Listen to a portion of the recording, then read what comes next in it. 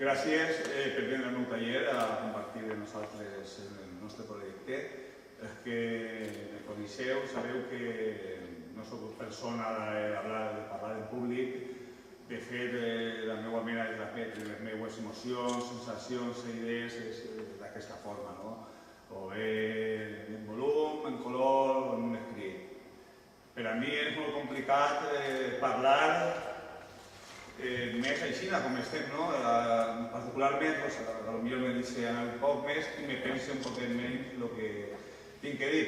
Ara en aquest moment, estic intentant medir les meves paraules el major que puc.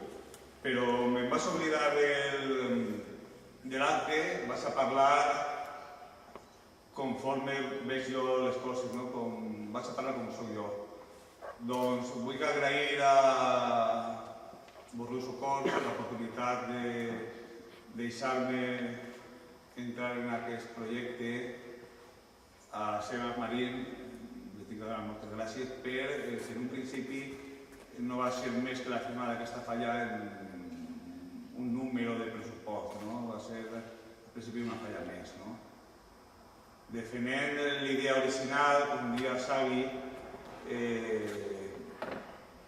me va parèixer molt interessant, però el que acaba de dir en Xavi, que té tota la raó, el paper de les dones en la història ha sigut molt important, és més important encara avui en dia, però me dia de les dones acròbates, el paper important i valent. També hi ha dones prostitutes, que és un paper més important, me refereix. Hi ha dones que ho estan passant molt mal avui en dia per la mentalitat quadriculada de l'home, la mentalitat masclista, i penso que no és més que pur masclisme i egoisme a lo llarg de la història, perquè considera que una dona no és ni més ni menys que l'home, és un 50% de lo que som. La dona és la meitat de l'home, l'home és la meitat de la dona. Enguany he volgut expressar o he volgut representar el meu pensament en aquesta valquíria perquè és el màxim exponent i el major reconeixement a la dona, de la llavor guerrera de la dona al llarg de la història.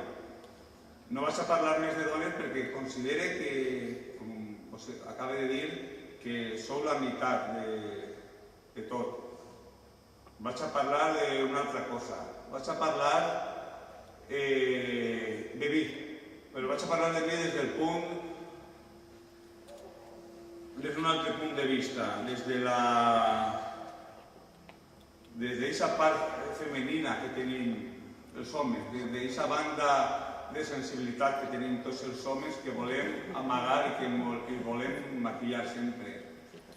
I jo sempre, basant-me en les valquíries, basant-me en les dones, basant-me en la meva història personal, vull parlar d'una guerra que estic lluitant ja més de 20 anys, una guerra per la meva feina, per el meu somni, per el meu tot.